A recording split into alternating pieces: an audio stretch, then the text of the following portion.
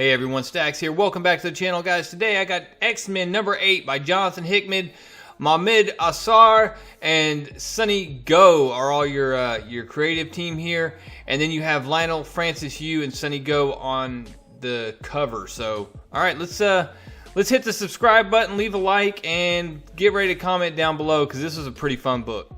Alright, so getting into the book starts with the New Mutants who arrived back on Earth after their shenanigans out in Shi'ar space. Mirage and Magma are up, they're standing there drinking coffee, and then they're looking at this, whatever it is that Wolfsbane brought back from space. Now we know what it is because of some white pages and what we saw back in New Mutants 1 and 2, and that is it's a King Brood egg. How did they get the King Brood egg, you ask? Well, let me tell you. See, what happened was they went and hopped a ride with the Starjammers, right? Blazing off through space, having a good time. Gonna go visit Cannonball, right? Bring him back to Krakoa. The Starjammers stop on the way. They raid this super secret secure facility.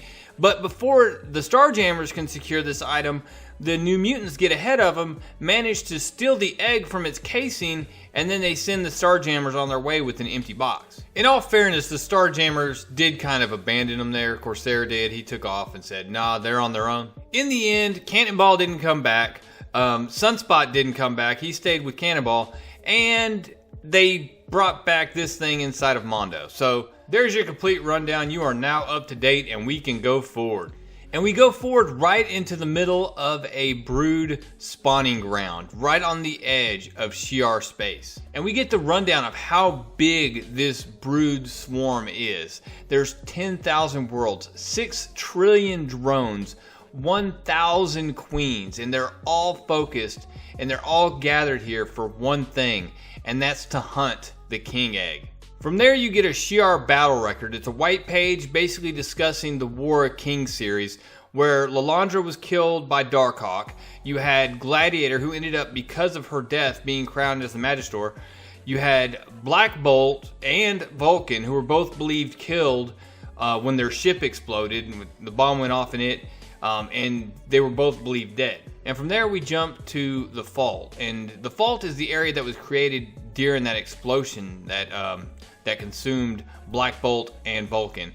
And you have Vulcan just floating in the Fault, and suddenly he opens his eyes as somebody says, "Gabriel, wake up." He looks up, he sees his brothers, and then you realize, yeah, he's been partying way too hard since he's been resurrected. And Havok tries to get all, kind of, look man, you are out of control, and tries to talk to him a little bit, but it's Cyclops asks him, bad dreams again? And he tells him no, it's a bad dream.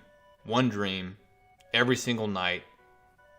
It's all I remember from... And right as he's about to say this, they spot 3 giant Akanti space whales. Of course, we know these are infected with the brood, and they're hauling butt straight to Earth. Back down on the planet, down on Krakoa, you have the New Mutants hanging out, and Brew is coming by to see him, and when he walks in, he points a finger and says, "Look, what are you doing with that?" And they're like, "What with what?" And he points right at the King Egg, and he's like, "That!" He's like, "Oh," they're all like, "Oh, it's my space booty," and he's like, "I'm not quite sure you know what you have on your hands right now, but I'm gonna give it my best effort to explain it to you. Are you insane, you befurred woman? That's a King Egg." And everybody's just kind of like, so? He's like, so? A King Egg disrupts the breeding cycle. A King Egg makes the queens go to war. More importantly, unless special precautions are taken, a brood hive can smell a King Egg from a galaxy away. And right as he gets done saying this, boom! Those giant whales don't even pump the brakes. They slap right into Krakoa, and the brood just start pouring out of this thing. But right then, Magic, New Mutants, they step out, Magic lights it up, and they're about to do some work. But it's Magma that casts the first stone, and she absolutely just blows the mouth of this thing open, with brood just frying and singed and flung everywhere. And the New Mutants do a great job of holding off this initial wave until help can arrive. And that's when Cyclops and Jean Grey step through a portal, and Jean just starts running down the list of things going on after Cyclops asks for a report. She says, look, the council knows. I got 30 telepaths that are coordinating 2 strike teams incoming. I'm doing what I can to keep everyone as calm as possible. I'm doing everything I can, but we're still going to lose some people. And Cyclops is like, look, just let me know what I can do about that. Him and Jean fight their way across the battlefield over to where Magic's at. They do this nice little doctor, but it's like, Captain, Commander. And he asks her, look, if you don't mind too much, make a hole for me. In fact, make a few. And this is really cool because she opens a bunch of portals. And then Cyclops is just like, Optic Blast! Optic Blast! And it's just an amazing power combo because they have, suddenly this brute horde just has optic beams coming at him from every freaking direction. Also going on during this fight, Brew manages to come up to Jean and says, look, excuse me. And she kind of blows him off. She's like, look, can this wait? She's like, well, not really. I know why the Brood's here and I know how to stop them. Well, that's one way you can get Jean Grey's attention. So she says, hey, let's hear it. After Jean has all the information, she reaches out to Scott and says, look, Scott. And he's like, look, Jean, can this possibly wait? And she's like, not really. I got kind of what's going on here. And she tells him, look, we got an egg. We got to get it off planet because this is only the first wave of the attack. They're going to keep coming until they get it. So we have to get this thing off planet now. Scott double checks with Magic, says, lets her know what's going on. And with that, she says, I got this. Well, she doesn't say that. She just kind of growls at him. And he knows she's good. He takes off for the gate, busts through. Havok's already got the ship ready to go.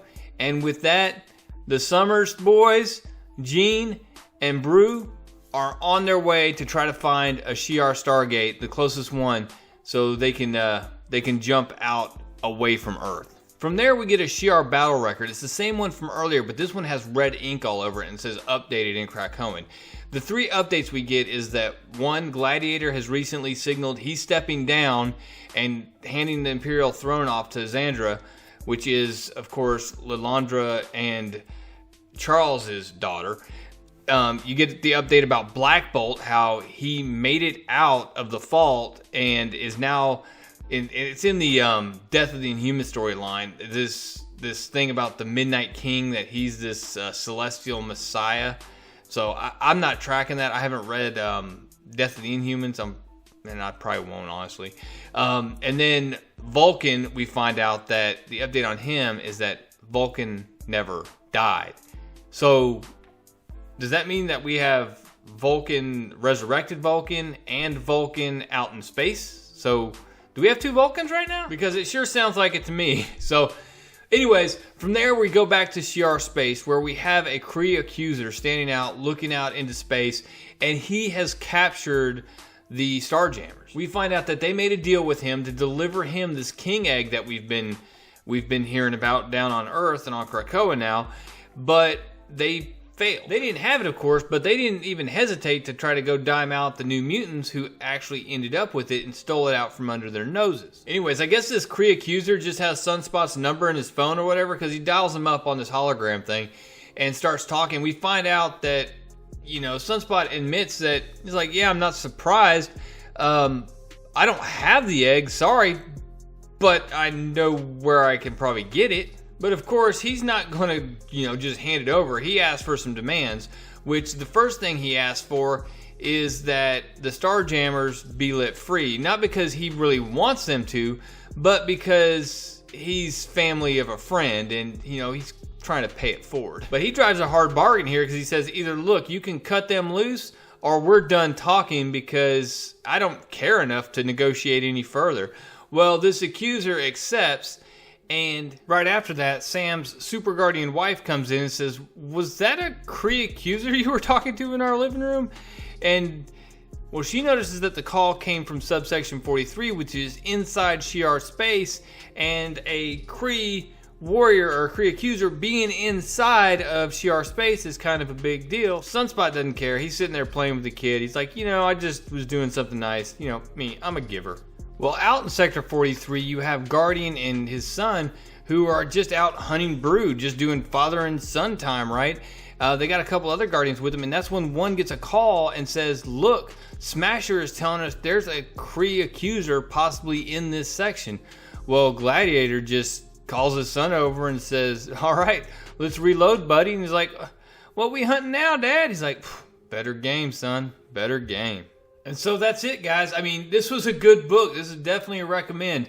I mean, the art was good, the story was good, the characterization was good. I can't complain about anything. I mean, when I get to the point where I'm like, the biggest thing I wish I'd have gotten was a 2-page spread of just the brood fight, or even that shot of Cyclops and Magic coming together and doing the optic beam thing. If that had been on a 2-page spread, that could have been so awesome. But I mean, it was a really good issue. I can't complain at all. There wasn't any weirdness. It's just good stuff. Obviously, the big reveal here is that there's another Vulcan out there still. So you have the Summers boys, Jean Grey and Brew, all taking off into space, of course, with Vulcan in tow. And we got another Vulcan somewhere out there. We don't know where he's at, but I'm sure he's going to show up here. Now, one thing I want to say is I really hope this isn't laying the foundation for additional storylines that are going to merge into this Empyre storyline that we're going to get later in the year. I honestly wish that Marvel-wide, they would just let titles go sit in their own area for a little while. Just let the X-Men go do the X-Men. Let the Avengers go do the Avengers. Let Thor go be Thor. And just give the events a break. I'm about event it out. I won't even hold this Ten of Swords thing against them if they would just keep it within the X title. Anyways, guys, make sure you head over to my Fantastic Four X-Men videos so that you can register to win that complete miniseries. Of course, make sure you comment down below. What do you think about there being 2 Vulcans out there? What are we going to see happen? Anyways, guys, make sure you're subscribed. Hit the bell for notifications if you are subscribed. And leave a like. That really helps the channel out. And also, if you want to help out, hit my Patreon up. Everything there goes directly back into the channel, to include giveaways that I'm going to be doing more often here on the channel. Anyways, guys, that's all I got. Thanks for watching. Real Comic Stacks. Out.